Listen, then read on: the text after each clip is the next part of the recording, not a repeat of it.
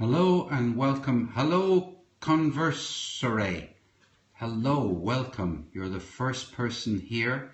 And thank you. Moonsinger 13. Hello and welcome. I have two photographs. Hello, Car, Heel, Rex, Array. Hello, Talk to Peace. Hello, Moonsinger. Hi, Freaky F. Wolf. Hello. Claire. Oh, Claire, you're great. Oh, Claire, you're great. I thought you might be gone off to bed. I really did. I thought it was getting a bit late in Paris. Oh, hello, Pink Karma. Oh, how good of you all. Crystal, yeah. I've got I'm just settling in now here. Just to say hello to, where is it? This is my good luck charm. This is my, in case you're wondering who this is the hero of Walt Whitman. This is the man who, oh, you recognize Mouse? Oh, well, we won't, this isn't, yes, this isn't about Mouse, but you're spot on, absolutely. You're eating, Winger, 121, is eating French butter and bread. Well, wow, that's good. I'm having a cup of what I call bog standard tea. Bog standard tea. Okay, guys, I'm sitting here. I'll give you a little introduction to the kitchen. I sit in the kitchen with TweetDeck here. I have various other things around me. Boston, wow, where near there, my great friend Chris Brogan now lives, and some other people I know from County Mayo, right? Okay, look, with no more ado, I'm going to get on with reading some poetry to you. Chicago, oh God, I was in Chicago June last year. I absolutely loved Chicago. I loved Chicago. Thanks, Winger. Can't help it. Can't take any credit, but thanks a million. Let me tell you, if I can tap the screen and get it to turn around. Don't know if any of you have trouble with the screen? Come on, tap, baby. Come on. Excuse me now while I belt this thing with... Oh, I'm getting cheesed off. You'll be getting cheesed off. Let me see if I can go to... Oh, God. I'll break the darn thing. Am I the only person who has this trouble? I can't get it to... Right, this is bad news now. I was going to... This is an iPhone 6. Oh, Claire, it happens to you, right. Mine hasn't been out in the rain, you know. Mine hasn't been out in the rain. By the way, if any of you don't know Claire Waddington, I mean, she is just superb. And every time I get a chance, I recommend her. She's in Paris and she walks around, cycles around. And okay, guys, I can't get my... How am I going to do this? Okay, I'm going to do it a different way. I'm going to rely upon that as enabling you to see me. I can't see you. I've had to film it with the camera up against... Anyway, so here goes. This is from a collection of poetry which Walt Whitman wrote in the 1860s. He wrote it after the end of the... Well, during and after the end of the American Civil War. He helped people who had been injured in the American Civil War. He wasn't a fighter in the war. It's called Drum Taps, and it's contained in... this is the book, Leaves of Grass, which he began in 1855 and before he died. But my idea, in 1892 he died, but my idea was that there are people who can sing, there are people who are playing instruments, there are people who are going to music concerts, and I thought perhaps there would be a group of people interested in poetry, and we could have an interesting time reading poetry. Some of you I know write it.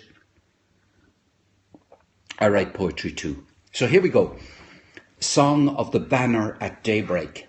And this has got sections in it in which there's a dialogue between a poet, a pennant, I guess that's a kind of flag, a child, a father, banner and pennant and poet. Anyway, I'm going to read just for 2 or 3 minutes from this. Oh, a new song, a free song, flapping, flapping, flapping, flapping, by sounds, by voices clearer, by the wind's voice and that of the drum, by the banner's voice and child's voice and sea's voice and father's voice, low on the ground and high in the air, on the ground where father and child stand, in the upward air where their eyes turn, where the banner at daybreak is flapping. Words, book words, what are you? Words no more, for hearken and see. My song is there in the open air, and I must sing, with the banner and pennant a-flapping. I'll weave the cord and twine in man's desire and babe's desire. I'll twine them in, I'll put in life. I'll put the bayonet's flashing point, I'll let bullets and slugs whiz, as one carrying a symbol and menace far into the future, crying with the trumpet voice, arouse and beware, beware and arouse. I'll pour the verse with streams of blood, full of volition, full of joy. Then loosen, launch forth, to go and compete with the banner and pennant a-flapping.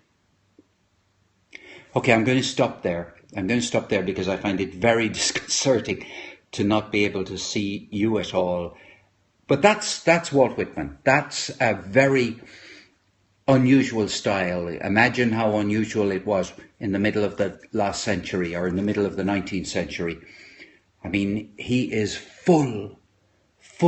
He celebrates America. He describes the war.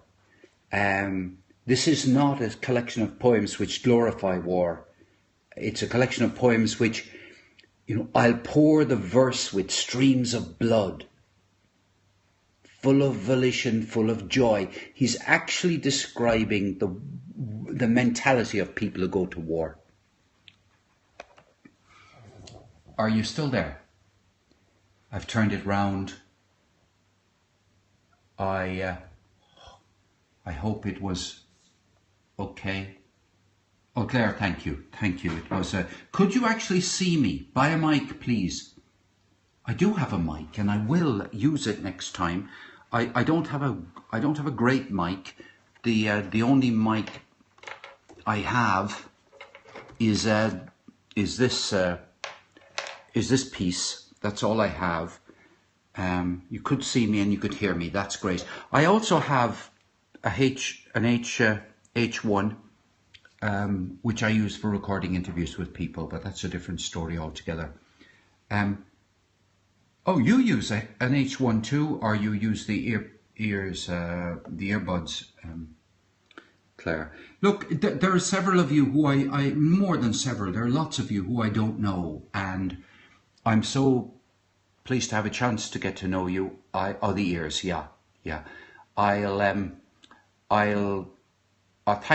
Thank you so much. Hot. Yes, thank you very, very much. Look, I better let you go. I could be here chatting for ages with you. I'm so chuffed that you've come. I'm disgusted with my. Well, now look, I'm not going to go away straight away. I'm just going to have my cup of tea. Oh, you record sonnets. Oh, right. Well, I'll play this back. I missed your name. I am a writer. I am not really, I'm a podcaster. So in that sense, you could call me a broadcaster. I've done a lot of podcasts. I know. Barry's Tea, correct. Absolutely. Yeah, I do podcasts. I do podcasts. Kingston, Ontario, Canada. Right. Oh, Claire, you're very good. Yes. I guess I imagine everybody on here knows who Claire Waddington is.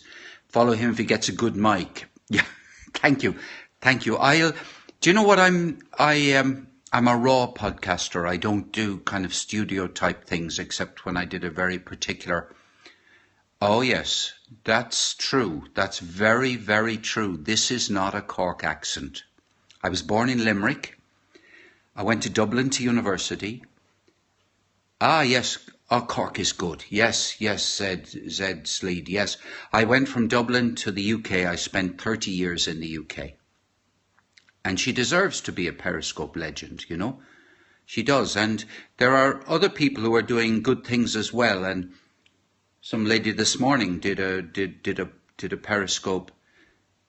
Tamales, going back to making tamales.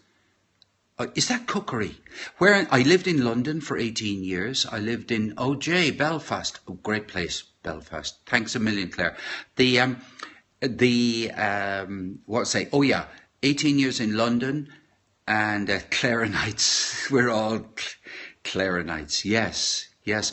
There's a group of nuns called the Poor Clares. The Poor Clares. And you know, Claire is looking for funding, and she is Fort Worth. My sister did her PhD, or is doing, the faculty she did it at was Fort Worth. She lives in Arizona. Back to London, and then the 12 years living in a mixture of Bradford-on-Avon. Yeah, they're nuns. Yeah, I think they might be CLARE, apostrophe S, not totally sure, but my mother was very into the Poor Clares in some way. But yes, Bradford-on-Avon and Bath in the UK. That's where I lived. I came back to Ireland in 2005. As a story for another time, I had absolutely no interest in poetry whatsoever until 1993 or 1994. Claire's technically Irish? I see. Well, we must get that. I must get that clarified, because I know you're. Oh yes, of course. I forgot. Born in Belfast. Of course. Left there at a very young age. Thanks very much. Hot. My parents met in Belfast. Wow. You know, for those of you who don't know Belfast, it is a beautiful city in a great location. Did I live in Cricklewood? No, but I lived everywhere from Swiss Cottage, Camden Town, Hornsey Rise. Oh, Miss Quick lived in Dublin. Oh, yeah. Storytelling capital of the world. That's what I call Dublin. I really do. We're funny, Irish people. I admit to being friendly, but I could no more tell a joke now than the man in the moon. But, I lost my train of thought there for a second. Oh my goodness, you were born on a day the hospital was bombed. I'm kind of guessing, Claire, you were born in the you must have been born in the 1970s. Maybe, yeah, well, yeah, but to be born in a hospital when bombs go off, well, that's another story. Your father had to do it alone. Your father's a professor. Your father isn't a conventional doctor, though. Ballina, County Mayo. Now, that is not very far, for those of you who are interested in poetry, from the Lake Isle of Innisfree, which is Sligo, which is near there. Oh, wow. That is such a story. Yes, it is. Claire's birth is poetry. Oh, yes. I'd love to go there. Does that mean you want a little bit more information about how Claire was born? Or yes, what a story. I mean, Claire, you